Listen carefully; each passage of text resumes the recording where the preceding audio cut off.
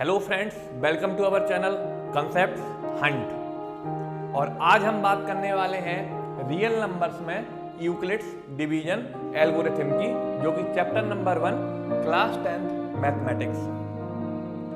तो Euclid division algorithm होती क्या है, ठीक है। अब आप यदि नाम से देखेंगे इसके, तो नाम में बड़े लंबे चौड़े से आपको शब्द देखने को मिल रहे हैं, यूक्लिड्स डिवीजन एल्गोरिथम। लेकिन हम यदि एक एक वर्ड बाई वर्ड हम देखेंगे तो हमें थोड़ा आसान लगने लगेगा। यूक्लिड्स डिवीजन यूक्लिड के द्वारा दी गई है। डिवीजन जो हम सिंपल करते थे ना, वही डिवीजन है, कोई नया नहीं है डिवीजन, ठीक है। आसान, इतना तो आसान है। Now next word is algorithm. Algorithm होती क्या है? तो एल्गोरिथम को हम ऐसे समझ सकते हैं कि हमारे पास कोई एक प्रॉब्लम है, उस प्रॉब्लम को सॉल्व करने की एक टेक्निक होती है, उस टेक्निक का स्टेप बाय स्टेप रिप्रेजेंटेशन क्या कहलाता है? एल्गोरिथम। बस सिंपल सा फंडा है। तो एल्गोरिथम क्या होती है? Series of well defined step which gives procedure for solving a type of problem. कोई एक टाइप की प्रॉब्लम है, उसको सॉल्व करने के लिए series of well defined steps he algorithm कहलाते हैं। जैसे सपोज करें आपको फीवर हो गया है, अब फीवर के को हमें कम करना है, ठीक है। तो इसके स्टेप्स क्या होंगे? सबसे पहले क्या करते हैं, हम पैरासीटामोल टैबलेट ले लेते हैं कि फीवर हो गया, पैरासीटामोल टैबलेट ले लो और खा लो। अब उसके बाद भी कम नहीं हो रहा तो क्या करेंगे? फिर हम देखते हैं और हमारे सिम्टम्स क्या हैं और क्या क्या हमारे तकलीफ हो रही है शरीर में। तो उसके बेसिस पे फिर डॉक्टर आपको बताता है कि पर्टिकुलर टेस्ट करवाओ, टाइफाइड के लिए टेस्ट करवाना है, मलेरिया के लिए करवाना है, कि कौन सा बुखार है वो आपको देखना है। जब वो बुखार हम देख लेते हैं तो उसके बाद क्या होता है कि उसके पर्टिकुलर करस्पॉन्डेंस दवाई दी जाती है आपको। तो दैट इज ऑल्सो एल्गोरिथम, है ना। तो इसी तरीके से कोई भी प्रॉब्लम है, उसका कोई यदि स्टेप बाय जो हमें ऐसी सॉल्यूशन बताया जाए तो वो एल्गोरिथम कहलाती है, ठीक है। तो यूक्लिड्स की डिवीजन एल्गोरिथम क्लियर हो गई। यूक्लिड्स डिवीजन जो एल्गोरिथम है वो एक्चुअली में यूक्लिड्स डिवीजन लेमा पर बेस्ड है। अभी रिसेंटली सीबीएसई ने क्या किया है कि यूक्लिड्स डिवीजन लेमा को सिलेबस से हटा दिया है। तो इसलिए हम इसको बहुत ज़्यादा डेप्थ में नहीं देखेंगे, लेकिन ये कुछ ज़्यादा ऐसी खास भी नहीं थी कि जिससे आपको टेंशन हो। तो यूक्लिड्स डिवीजन एल्गोरिथम जो है वो किस पर बेस्ड है? यूक्लिड्स डिवीजन लेमा पर बेस्ड है, ठीक है। अभी यूक्लिड डिवीजन लेमा क्या है ना। यूक्लिड डिवीजन लेमा क्या है? यूक्लिड डिवीजन इतना क्लियर है कि डिवीजन से रिलेटेड है, और कुछ यूक्लिड की लेमा क्या होता है। लेमा यदि हमें क्लियर हो जाए तो हम ये क्लियर कर लेंगे। तो लेमा क्या होता है? Lemma a proven statement use for proving another statement. एक कोई स्टेटमेंट होगा जिसका पहले से प्रूव होगा है, और उससे हम किसी और स्टेटमेंट को प्रूव करने के लिए यूज करते होंगे, वो लेमा है। तो सिंपल सा है, ठीक है। तो इसे थोड़ा सा हम यूक्लिड्स डिवीजन लेमा देख लेते हैं ताकि हमें एल्गोरिथम की पिक्चर जो है वो क्लियर हो जाएगी। तो सिंपल सा, यदि हमने अपनी अर्लियर क्लासेस में हम हमेशा डिवीजन करते हैं ना, डिवीजन से रिलेटेड लेमा है। तो क्या है कि जैसे सपोज करिए 10 and 3 कोई दो नंबर है, then we have 7 and 10, then we have 20 and 4, ठीक है। 3 से हमें 10 को डिवाइड करना है, तो कर देते हैं डिवाइड करने में तो हम लोग एक्सपर्ट है ना, करते आए हैं बचपन से। तो 3 बार, ठीक है, क्या बचा रहेगा? 1।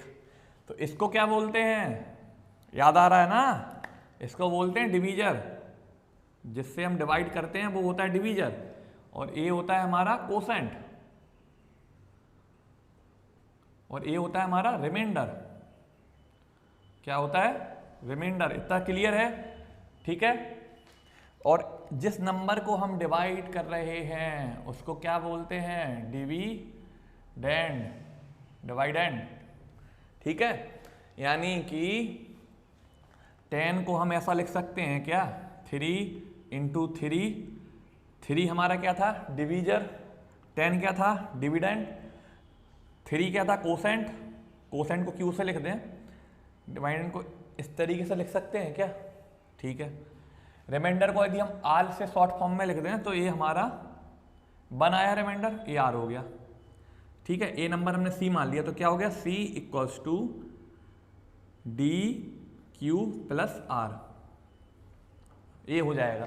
ठीक है, ये हो गया D Q, D into Q is D Q, that is R. Q quotient division D, इसको हमने बोल दिया सी। ठीक, अब हम देखते हैं 7 और 10। 7 को डिवाइड करना है किससे? 10 से।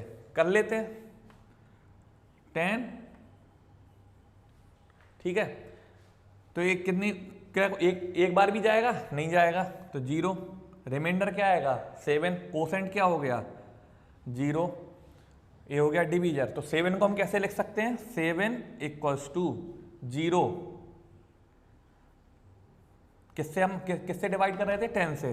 10 इंटू 0, ठीक है, एंड रिमाइंडर इज 7। सो क्या बन गया? यदि हम फिर यहां देखें, सी ये नंबर था divisor, D into Q plus R, ये हो गया। यहां पे कोसेंट की वैल्यू क्या आ गई? 0। यहां कोसेंट हो गया 0, यहां पे कोसेंट हमारा आया 3, रिमाइंडर आया 1। यहाँ पे कोसेंट आया 0, रिमाइंडर आया 7। ठीक है, अब अगले नंबर का एक पेयर देखते हैं, 20 एंड 4। 4 से हमें 20 को डिवाइड करना है। कितनी बार डिवाइड हो जाएगा? 5 टाइम्स। क्लियर है ना? रिमाइंडर आ गया 0, यहाँ कोसेंट हो गया 5 और रिमाइंडर हो गया 0। इतनी चीज क्लियर हो गई? क्लियर ही थी ये तो कोई बड़ी चीज नहीं थी। तो हम यहां पे क्या देख रहे हैं कि रिमाइंडर की वैल्यू हमेशा किससे छोटी आ रही है? डिवीजर से। देखिए आप, क्योंकि यदि डिवीजर से यदि ये बड़ी हो जाएगी तो हम एक बार और डिवाइड कर सकते हैं। अब जैसे हम एग्जाम्पल के देखें कि 3 है, 3 से हमने 10 को डिवाइड किया था। यदि हम 2 बार यहाँ करते और 6, ये हम 4 रिमाइंडर बोल पाते क्या इसको? नहीं, ये गलत है, हमने अभी डिवीजन नहीं सही से नहीं किया है। 3 बार करना है तो हमेशा देखना रिमाइंडर हमेशा इससे छोटा ही आएगा। यदि बड़ा आ रहा है तो उसका मतलब ना डिवीजन सही से नहीं किया है, तो हमेशा जो रिमाइंडर होगा वो डिवीजन से तो छोटा होने वाला है, ये आपने करके देखा है। ठीक है, हमेशा छोटा होगा। यदि बराबर हो जाएगा, यदि मान लीजिए 9 होता है यहाँ और हम 2 बार इसको ऐसे कर रहे होते तो 3 बचता, तो 3, तो इसका मतलब अभी भी डिवीजन गलत है। हम 3 बार करेंगे तो ये पूरा का पूरा 0 हो जाएगा। ठीक है, तो इसलिए हमेशा रिमाइंडर किससे छोटा होगा? डिवीजर से। ठीक है, ये हमेशा स्मॉलर का साइन होता है। ये जो बड़ा दिख रहा है ना, यहाँ मुंह फैला दिया ऐसे, यानी कि ये चीज बड़ी है, ये चीज छोटी है, ये चीज बड़ी है और ये चीज छोटी है। क्लियर हो गया? ठीक है, एक चीज और हम देख रहे हैं कि रिमाइंडर 0 भी आ रहा है, यानी कि रिमाइंडर की वैल्यू 0 भी हो सकती है किसी केस में, और कोसेंट भी कहीं कहीं 0 हो जा रहा है, कोसेंट भी 0 हो जा रहा है कहीं कहीं। देख लिया है? तो यूक्लिड डिवीजन जो लेमा थी, उन्होंने कुछ नहीं नया नहीं बोला था। उन्होंने बोला था कि कोई 2 नंबर हैं, C और D। ठीक है, तो आप ऐसे लिख सकते हो, where R is less than D। ठीक, अब इन्होंने क्या बोला था, एक बार फिर से समझते हैं। इन्होंने बोला था कि कोई भी 2 नंबर हैं या एक नंबर्स का पेयर है, D हमारा डिवीजर है, C हमारी वो नंबर है जिसमें हमें डिवाइड करना है, यानी कि डिविडेंड है। तो quotient and remainder will be unique for this pair.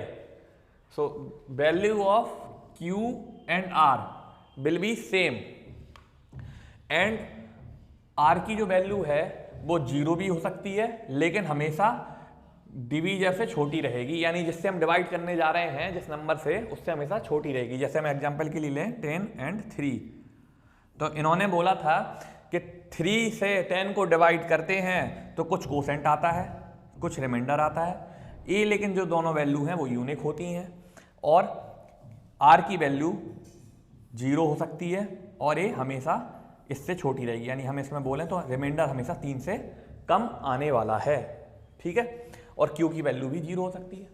तो ये तो हमें पता है कि जब हम कोई दो नंबर हैं, एक नंबर से दूसरे नंबर को डिवाइड करते हैं, आप चाहे सुबह करें, चाहे शाम को करें, चाहे आप किसी और दिन करें, आपकी जगह आपका छोटा भाई करे, कहीं और ये डिवीजन हो रहा होगा,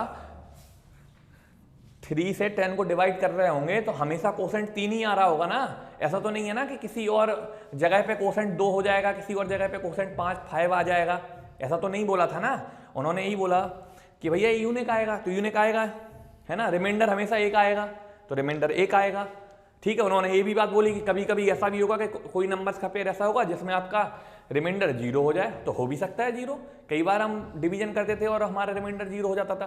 तो यूक्लिड डिवीजन लेमा कोई नहीं है, सिंपल सी बात है, जो हम करते आए उसको फॉर्मल स्टेटमेंट में लिखने का तरीका है। लेकिन एक बात याद रखना है, C एंड D ये क्या लिए हैं हमने अभी, पॉजिटिव इंटीजर्स, ठीक है। क्लास 10th लेवल पे पॉजिटिव इंटीजर ही लिए जा रहे हैं, या नेगेटिव इंटीजर अभी हम नहीं बात करेंगे, ठीक है। यूक्लिड डिवीजन लेमा क्लियर हो गई, सिंपल सा ये है कि कोई भी नंबर है उसको किसी नंबर से हम डिवाइड करते हैं तो कुछ कोसेंट आता है, कुछ रिमाइंडर आता है, जो कि आप पहले से करते आए हैं। अब हम यूक्लिड डिवीजन एल्गोरिथम को अब समझते हैं। अब हमारी जब ये चीज़ क्लियर होगी तो इसके बाद हम एल्गोरिथम समझते हैं।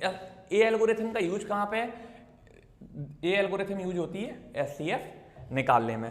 अब आप बोलोगे कि SCF भी बता दो हमें लगे हाथ कि SCF क्या होता है।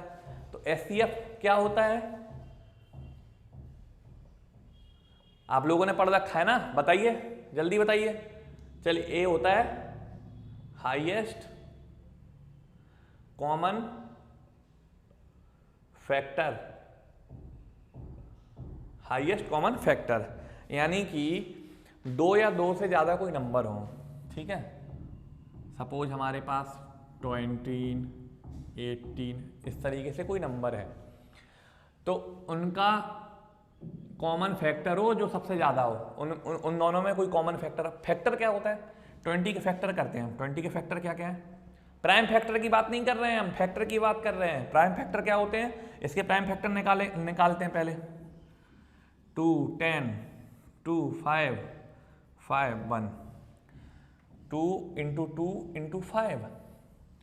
इसके फैक्टर, प्राइम फैक्टर तो ये हो गए 2 और 5, बट फैक्टर क्या हो सकते हैं, एक से एक भी जो इसमें डिवाइड कर दे, 1 और 20, ये तो है ही फैक्टर, ये तो डिवाइड कर ही देंगे। इसके बाद 2 भी कर देगा, इसके बाद 4 भी कर देगा ना, फिर इसके बाद 10 भी कर देगा, और कोई नंबर करेगा नहीं। तो इसके फैक्टर क्या क्या हो गए, 1, 2, 4, 10 और 20। अब 18 का देखें, 2, 9, 3 और 3, 1। अब 18 के लिए हम देखें तो क्या आ गया, 2 × 3 × 3। कॉमन फैक्टर क्या हो जाएंगे, 1 और 18 तो बना हुआ है। इसके बाद 2 भी इसको डिवाइड कर देगा, 6 भी इसको डिवाइड कर देगा, यानी फैक्टर हो गया। फिर 9 भी इसको डिवाइड कर देगा, तो यानी कि 18 के कॉमन फैक्टर हो गए ए, ठीक है। अब इन दोनों में, सॉरी कॉमन फैक्टर नहीं, फैक्टर हो गए, 20 के फैक्टर हो गए ए, 18 के हो गए ए। अब इसमें से कॉमन फैक्टर कौन कौन से हैं, तो कॉमन फैक्टर तो एक आ गया, एक 2 आ गया, ठीक है, ये तो दोनों कॉमन है। लेकिन उसमें भी कॉमन में भी कौन सा, हाईएस्ट, यानी जो सबसे बड़ा हो वो वाला बताओ। तो सबसे बड़ा कौन सा है 20 और 18 के बीच में, 2, तो SCF हो गया 2। इतनी चीज क्लियर हो गई, कोई दिक्कत तो नहीं है, ठीक है। तो SCF हमें समझ में आ गया कि कोई भी नंबर्स हैं। अब इसके अलावा एक और नंबर हम ले लें, मान लीजिए 30 ले लेते हैं, ठीक है। तो 30 का भी कर लेते हैं। 30 को हम क्या लिख सकते हैं, 3 × 2 × 10, 3 × 2 × 5, ठीक है। तो 30 के भी हम यदि लिख लें तो क्या क्या आएंगे, कॉमन फैक्टर, सॉरी 30 के फैक्टर क्या क्या आएंगे, 1, 2, 3, 6, यहाँ पे 3 छूट गया, सॉरी, ठीक है। 1, 2, 3, 6 and 15 and 10 and 13। ठीक है, तो इनमें कॉमन क्या है, 1 भी कॉमन है, 2 भी कॉमन है, और भी कोई कॉमन है नहीं है, तो हाईएस्ट क्या आ गया, हाईएस्ट कॉमन फैक्टर क्या आ गया 2। ठीक है, इस तरीके से एचसीएफ निकालते हैं। तो एचसीएफ आपने समझ लिया स्टेप। तो सबसे पहले हम एग्जांपल ले लेते हैं 455 एंड 42, एक ये पेयर है हमारे पास। ठीक है, इन दोनों का हमें एचसीएफ निकालना है। तो हम बोल सकते हैं सबसे पहले क्या करना है, इन दोनों में से देखना है कौन सी नंबर छोटी है। तो नंबर कौन सी छोटी है, 42। सो 4 हम ऐसे बोल सकते हैं 455 इज ग्रेटर देन 42। 42 छोटा हो गया, तो 42 से 455 को डिवाइड करो, डिवाइड कर दिया 1 42 0, so 0 and then remainder is 35. So 455 is equals to 42 into 10 plus 35। ये यूक्लिड डिवीजन लेमा का यूज किया आपने अभी। ठीक है, अब हमें यहाँ पे सबसे पहले देखना है क्या रिमाइंडर 0 आया, रिमाइंडर 0 नहीं आया, रिमाइंडर तो 35 आया है।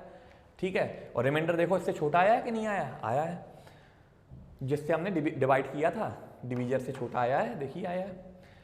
अब हमें ये देखना है कि रिमाइंडर 0 आया नहीं आया, रिमाइंडर 0 नहीं आए, तो अब क्या करना है, अब हमारे पास फिर से दो नंबर्स हो गए, या नंबर्स का पेयर हो गया 42 एंड 35। और इसमें हमेशा याद रखने वाली बात है कि डिवीजर हमेशा बड़ा होगा रिमाइंडर से, तो इसमें तो देखना नहीं है ना, जैसे इसमें देखा था। फिर क्या करो कि जो रिमाइंडर आया, रिमाइंडर से फिर डिवीजर्स को डिवाइड करो।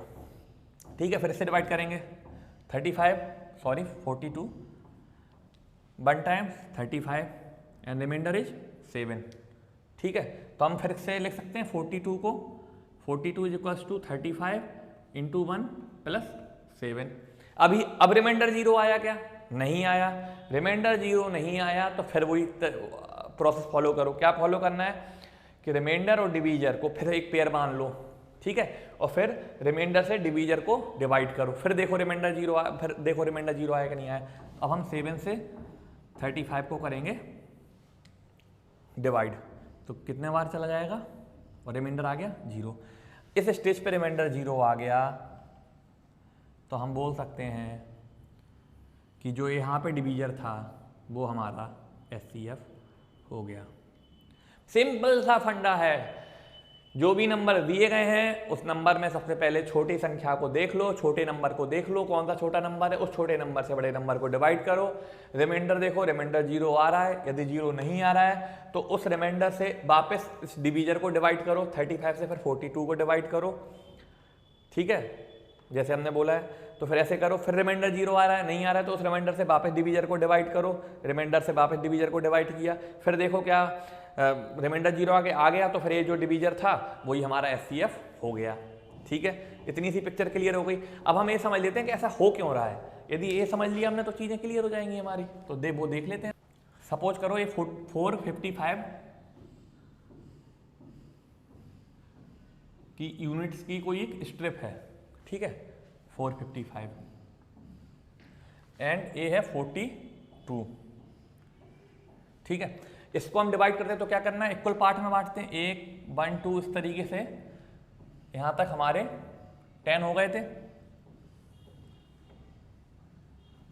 और यहां पे क्या बचा रह गया था हमारा, कितना बचा रह गया था हमारा, 35 ही रह गया था ना, 35। ठीक है, रिमाइंडर आ गया ये 35, और ये रिमाइंडर हमेशा इससे छोटा आएगा, क्योंकि यदि बड़ा होता तो एक बार और डिवाइड कर लेते हम। ठीक है, 35 आ गया। अब 42 है, 42 में फिर हम 35 से देखेंगे, 35 से 45 में डिवाइड, 42 में डिवाइड करेंगे तो क्या है, कर देते हैं डिवाइड। ये हो गया 35 और ये बचा 7, और टोटल था 42। तो यानी कि 35 भी डिवाइड नहीं कर पा रहा है। अब रिमाइंडर हमारा यहाँ पे क्या हो गया था, 35। अब यहाँ पे रिमाइंडर क्या है, 7। ठीक है, तो 35 को 7 से डिवाइड करना है, तो 7 से डिवाइड करेंगे, 1 2 3 4 and 5, 7, 7, 7, 7, 7 and this is 35. 7 35 को डिवाइड कर दे रहा है, अच्छी बात है, ठीक है। 7 42 को भी डिवाइड कर देगा क्योंकि 35 को भी डिवाइड कर रहा है, 7 खुद रिमाइंडर है ही, ठीक है।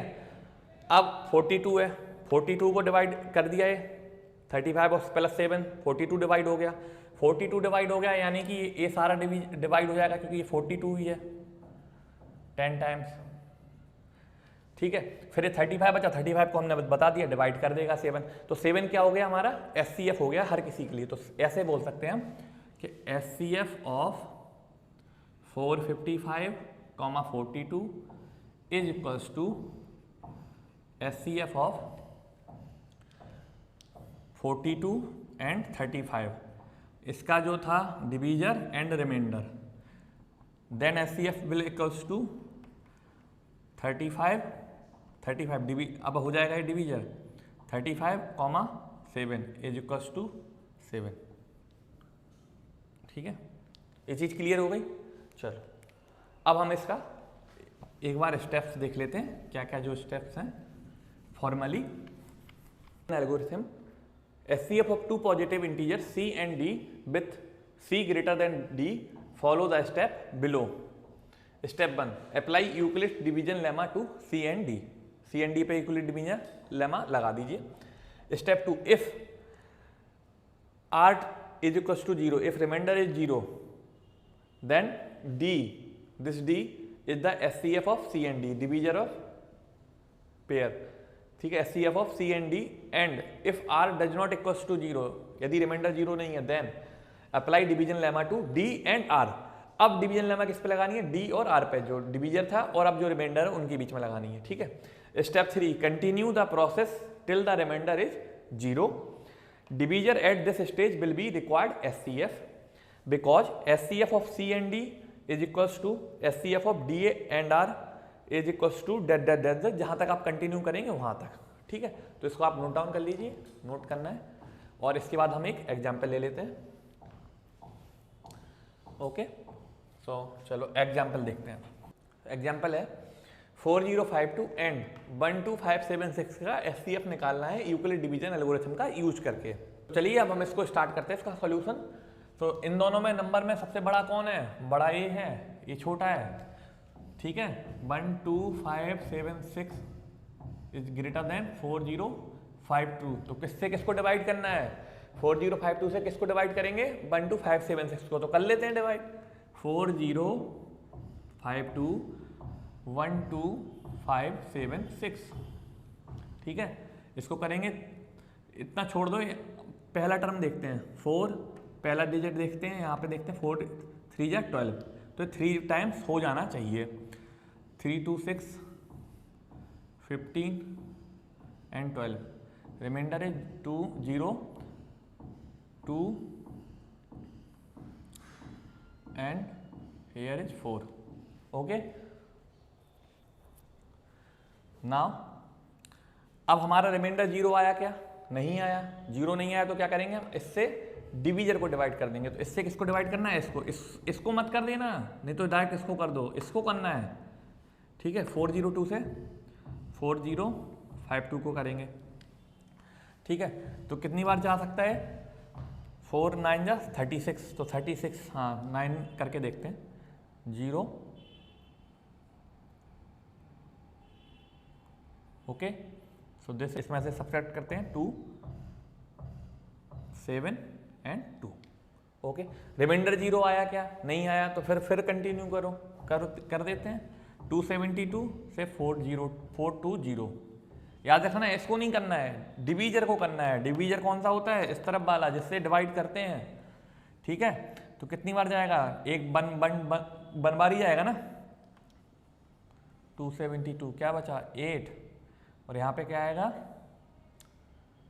4, एंड यहाँ बचेगा 148, एंड देन अगेन 148 से 272 को करेंगे। क्यों करेंगे, क्योंकि अभी रिमाइंडर 0 आया नहीं, रिमाइंडर जब तक 0 नहीं है करते रहो, ठीक है। ये एक ही बार जाएगा 148, क्या बचा 4, यहाँ क्या बचा 2, यहाँ बचा 1, फिर 148 को करेंगे तो क्या है, 1 बार जाएगा 124।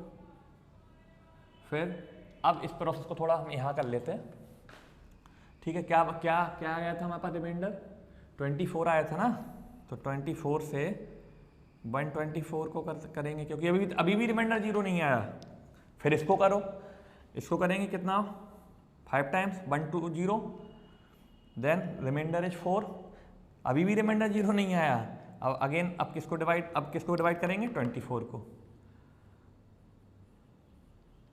अब हमारा रिमाइंडर आ गया 0, ठीक है। तो अब हम क्या बोलेंगे, जो हमारा डिवीजर था यहाँ वो हमारा SCF, तो इसका SCF क्या आएगा, 4, ठीक है। इसको यदि यूक्लिड डिवीजन लेमा जैसे उन्होंने स्टेटमेंट दिया था वैसे लिखें तो क्या आएगा, 12576 equals to 4052 into 3 plus 420, remainder is not 0, applying Euclid division lemma to 4052 and 420, so 4052 is equals to, यहाँ देखिए कितनी बार, 9 टाइम्स, 420 इंटू 9, रिमाइंडर क्या आया था 272, then remainder once again not 0, so applying Euclid division lemma to 420 and 272, ठीक है। Then 420 will become, यहाँ देखिए 272 इंटू 1 प्लस 148, इस तरीके से आप लिखते जाइएगा। और आखिरी में आप जो लिखेंगे वो इस तरीके से लिखेंगे, 24 equals to 4 into 6 plus 0, remainder is 0, so 4 is required SCF, ठीक है। बिल्कुल सिंपल है, कोई दिक्कत नहीं। और इससे SCF निकालना बड़ा आसान है। पहले आप क्या करते थे, लंबे चौड़े जो मतलब फैक्टर वगैरह निकाल के SCF निकालते थे बड़े बड़े नंबर्स के, तो उसमें बहुत दिक्कत आती थी। छोटे नंबर्स के लिए तो फैक्टर से आसान हो जाता था, लेकिन जब बड़े नंबर हो तो ये जो एल्गोरिथम है बहुत ही बढ़िया है, ठीक है। तो अब हम और एग्जाम्पल ले लेते हैं। यूक्लिड डिवीजन एल्गोरिथम में आपने देखा था कि ये पॉजिटिव इंटीजर के लिए हमने स्टेटमेंट इसका देखा था, लेकिन यदि हम इसको नेगेटिव इंटीजर के लिए अप्लाई करना चाहें तो वहाँ भी लग जाता है, लेकिन वो हम अभी यहाँ पे इस क्लास में नहीं पढ़ेंगे, वो और आगे की क्लासों के लिए है। तो अब हम ये यूक्लिड डिवीजन एल्गोरिथम हमारा जो है वो आपकी पिक्चर अब क्लियर हो गई होगी। अब आप एक्सरसाइज वगैरह कर सकते हैं। अब यूक्लिड डिवीजन लेमा पे बेस्ड कुछ जो क्वेश्चन बन सकते हैं वो क्वेश्चन देख लेते हैं। क्वेश्चन अभी अब आपके एग्जाम में आएंगे नहीं, लेकिन फिर भी पढ़ना तो जरूरी है, पढ़ लेते हैं। यदि आपको नहीं मन होगा तो नहीं पढ़िएगा, इसको स्किप कर दीजिएगा, ठीक है। तो एग्जाम्पल 2 करते हैं, ठीक है। एग्जाम्पल 2 क्या बोलता है, so that every positive integer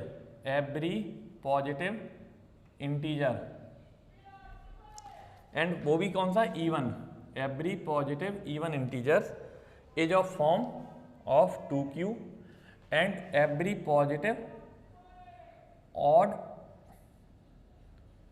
integer is of form of 2q plus 1, okay. So कर लेते हैं सॉल्व, ठीक। अभी तक हमने क्या किया था, अब हम कोई दो नंबर ले लेते हैं A एंड B,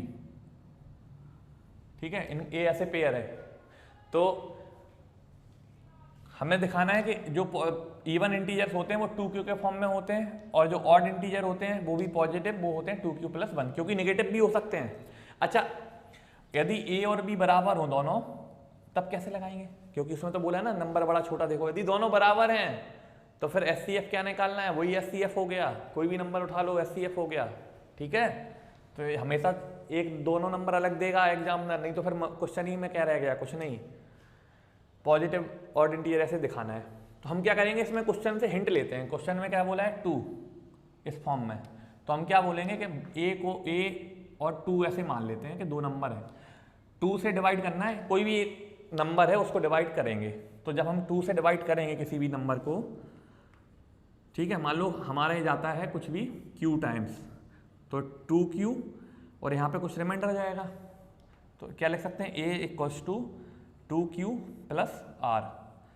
यहाँ पे रिमाइंडर की वैल्यू क्या हो सकती है, 0 के इक्वल या 0 से बड़ा, लेकिन छोटा किससे रहेगा, हमेशा 2 से। जो डिवीजर है ना इससे तो छोटा रहेगा, ठीक है, तो इससे छोटा रहेगा, तो इससे छोटा होगा तो क्या वैल्यू हो सकती है, और इंटीजर होना चाहिए, तो इंटीजर में क्या वैल्यू हो सकती है, या तो r की वैल्यू 0 हो जाए या r की वैल्यू 1 हो जाए, ठीक है। तो हम जब इसमें दोनों केस रख करेंगे, जब r की वैल्यू क्या हो 0 फर्स्ट केस, तो क्या हो जाएगा a इक्वल्स टू 2q, और दूसरा केस लेंगे जब r की वैल्यू 1 है तो आ जाएगा a equals to 2q plus 1। अभी क्वेश्चन सॉल्व नहीं हुआ, अभी उन्होंने क्या बोला है कि सो दैट एवरी इवन इंटीजर क्या होता है, जो जिसमें हम 2 से डिवाइड करें और डिवाइड हो जाए, रिमाइंडर क्वेश्चन ना बचे। तो इसमें यदि हम 2 से डिवाइड करेंगे तो क्या रिमाइंडर बचेगा, नहीं। तो ये क्या हो गया हमारा इवन, और इसमें एक बच जाएगा, ये हो गया ऑड। ऑड में क्या होता है, जिसमें 2 से डिवाइड करेंगे लेकिन 2 से डिवाइड ना हो, रिमाइंडर एक आ जाए, तो इसमें 2 से डिवाइड करेंगे एक रिमाइंडर आ जाएगा, दिख ही रहा है। तो ये हो गया क्वेश्चन सॉल्व, ठीक है। चलो नेक्स्ट एग्जांपल देखते हैं। सो दैट एवरी पॉजिटिव, क्वेश्चन आपकी स्क्रीन पे लिख के आ जाएगा, so that any positive odd integer is a form of, any positive odd integer is form of 4q plus 1 और 4q प्लस 3 के फॉर्म में हो सकता है, where q is some integer, where q is some integer, ठीक है। तो example में बोला गया है कि हमें ये बताना है कि कोई भी पॉजिटिव ऑड इंटीजर जो है वो 4q प्लस 1 के फॉर्म में होती है या 4q प्लस 3 के फॉर्म में, जहाँ पे q एक इंटीजर है। तो हमें ये दिखाना है, तो हमें इससे हिंट लेनी है। देखो हिंट क्या है कि 4 लिखा हुआ है, यहाँ 4 लिखा हुआ है, पहले क्या था 2q और 2q प्लस 1 दिखाया था पहले एग्जाम्पल में। तो इसमें हम क्या करेंगे कि इसमें हम मान लेंगे कि एक नंबर a है और दूसरी नंबर हम मान लेंगे 4 है। इसमें यूक्लिड डिवीजन लेमा लगा दो। यूक्लिड डिवीजन लेमा में तो हम छोटा बड़ा नहीं देखते थे ना, किसी में भी लगा सकते हैं, ठीक है। तो जरूरी नहीं है a 4 से बड़ा हो। तो हम जब 4 से a को डिवाइड करेंगे तो क्या आएगा 4q and remainder is r, so a will become 4q plus r, और जहाँ r की वैल्यू हमेशा 4 से कम रहेगी और 0 या 0 से बड़ी या 0 के बराबर हो सकती है। तो r की वैल्यू क्या क्या हो सकती है, 0 1 2 एंड 3। 4 होगी क्या, नहीं होगी। यदि 4 हो गई तो 4 से छोटी कैसे होगी, यदि 4 हो रही होती तो ये डिवाइड नहीं कर लेते हम इसको, तो 4 नहीं होगी, ठीक है। तो यानी कि a equals to 4q plus r, इसमें बनेंगे कितने case, 1 2 3 4। First case when r equals to 0, क्या बन जाएगा 4q। सेकेंड केस, सेकेंड में क्या डालेंगे, r equals to 1, 4q plus 1। Third, इसमें क्या r इक्वल्स टू 2, क्या हो जाएगा 4q प्लस 2। फोर्थ केस, इसमें क्या हो जाएगा 4q प्लस 3, r की वैल्यू 3 पुट कर दी, ठीक है, 3 पुट कर दी। अब हमें बताना है ऑड नंबर क्या होते हैं जिसमें 2 से डिवाइड, जो 2 से डिवाइड ना हो या 2 से डिवाइड करने पे कुछ रिमाइंडर आ जाए, तो इसको जब 2 से डिवाइड करोगे तो क्या डिवाइड हो जाएगा, तो ये ऑड नहीं है। इसमें 2 से डिवाइड करेंगे, ए वाला नंबर तो 2 से डिवाइड हो जाएगा, लेकिन ये 1 दिक्कत दे जाएगा, तो ये डिवाइड नहीं होगा, यानी कि ये ऑड है, ठीक है। थर्ड केस में 2 से डिवाइड करेंगे, क्या हो जाएगा, डिवाइड हो जाएगा, तो ये ऑड नहीं है। फोर्थ केस में 2 से डिवाइड करेंगे तो 2 से डिवाइड इसमें तो हो जाएगा, इसमें 2 से डिवाइड नहीं होगा, रिमाइंडर बच जाएगा, तो ये क्या बन जाएगा ऑड। तो हमने क्या देखा कि जो भी ऑड पॉजिटिव ऑड इंटीजर होंगे वो या तो 4q प्लस 1 के फॉर्म में होंगे या 4q प्लस 3 के फॉर्म में होंगे, ठीक है। इतना क्लियर हो गया। चलिए अब एक SCF से रिलेटेड प्रैक्टिकल प्रॉब्लम देख लेते हैं। अ स्वीट सेलर हैज 420 काजू बर्फी एंड 130 420 काजू बर्फी, काजू कतली एंड 130 बादाम बर्फी, बड़ी जबरदस्त बर्फी है। चलो, She wants to stack them in such a way that each stack has the same number and they take up least area of tray. इनको ऐसे लगाना है कि इनके सेम नंबर जो इनकी स्टैकिंग करेंगे वो सेम नंबर में करेंगे, ठीक है। And take up least area of tray, यानी कि मैक्सिमम हम स्टैक लगा दें। यदि हमें ट्रे, यदि आपने देखी हो, यदि ये ट्रे है तो ट्रे में कम से कम एरिया कब लगेगा, जब हम सीधा इन्हें स्टैक कर देंगे। ठीक है, यानी कि इसको 3D व्यू में देखते हैं इस तरीके से।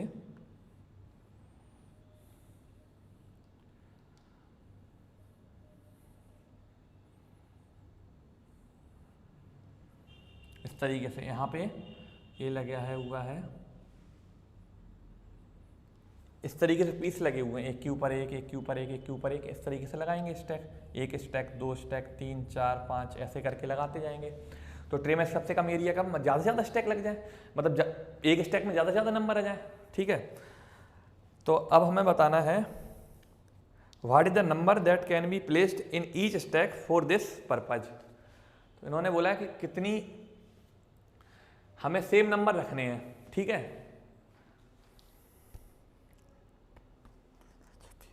ईच स्टैक, क्वेश्चन पढ़िए आप एक बार फिर से। C wants to stack them in such a way that each stack has the same number and they take up the least area of tray। तो यानी इसका मतलब क्या हो गया कि वो हाईएस्ट नंबर बता दो जो इन दोनों में कॉमन हो। माने इसकी हम पर्टिकुलर मान लो कुछ स्टैक बनाए, इसकी कुछ स्टैक्स बनाए, लेकिन उनमें नंबर बराबर हो। तो नंबर बराबर रखने के लिए क्या करना है, इन दोनों का SCF लेना है। ठीक है, SCF ही तो है, हाईएस्ट कॉमन फैक्टर। इनका कॉमन फैक्टर बताओ, लेकिन वो हाईएस्ट हो क्योंकि हमें जगह कम से कम लगानी है। ठीक है, ट्रे में जगह कम से कम चाहिए, नहीं ज़्यादा ज़्यादा स्टैक में हमें एक स्टैक में ज़्यादा ज़्यादा चीज़ आ जाए। ठीक है, ज़्यादा स्टैक नहीं लगानी है, एक स्टैक में ज़्यादा से ज़्यादा हमें पीस लगा देने बर्फीस के और काजू बर्फी या बादाम बर्फी के। ठीक है, तो इन दोनों का SCF क्या आएगा 422। कौन सा तरीका अपना लेंगे, यूक्लिड्स डिवीजन एल्गोरिथम। 420 एंड 130, 420 बहुत आ रहा है, चलिए 420 एंड 130 कौन बड़ा है 420, तो 130 से डिवाइड कर दो 420 को, 3 टाइम्स चला जाएगा, बचेगा क्या 30, 30 से 130 को डिवाइड करो 4 टाइम्स। अभी भी रिमाइंडर जी आया है क्या, 0 नहीं आया है, फिर डिवाइड कर दो, रिमाइंडर आ गया 0 आ गया, तो हम क्या बोल सकते हैं 10 क्या हो गया SCF, यानी कि इसकी ठीक है 42 स्टैक लगाओ और इसकी 13 स्टैक लगाओ, और हर एक स्टैक में कितने हो 10 पीसेस हो। बस इससे ज़्यादा आप यदि पीस पे जाओगे तो लगा नहीं पाओगे। ठीक है, मतलब इनकी हाइट सबकी सेम रहनी चाहिए, इस तरीके से लगाना है। वैसे भी हम लगाते हैं नॉर्मल ऐसा है कि हाइट सबकी सेम रहे, क्योंकि एक पे एक पीस रखेंगे, 1 2 3 4 5 6 इस तरीके से पूरे में 10 पीस 10 पीस 10 पीस 10 पीस इस तरीके से लगा देंगे। ठीक है, 10 10 10 10 ऐसे। ठीक है, तो ये हमारे एग्जाम्पल यहाँ पे कंप्लीट हो गए। अब हम नेक्स्ट वीडियो में एक्सरसाइज 1.1 करेंगे NCERT की, और RS अग्रवाल के जो अच्छे क्वेश्चन हैं वो भी हम करेंगे। तो अगले वीडियो में फिर से मिलेंगे हम, और तब तक के लिए बहुत बहुत धन्यवाद आपका। और यदि आपको ये वीडियो अच्छी लगी हो तो इस वीडियो को लाइक कीजिएगा, शेयर भी कीजिएगा, और आप चैनल पर नए हैं तो चैनल को सब्सक्राइब करना नहीं भूलिएगा, चैनल को सब्सक्राइब जरूर कर लें। थैंक यू, फिर से मिलते हैं।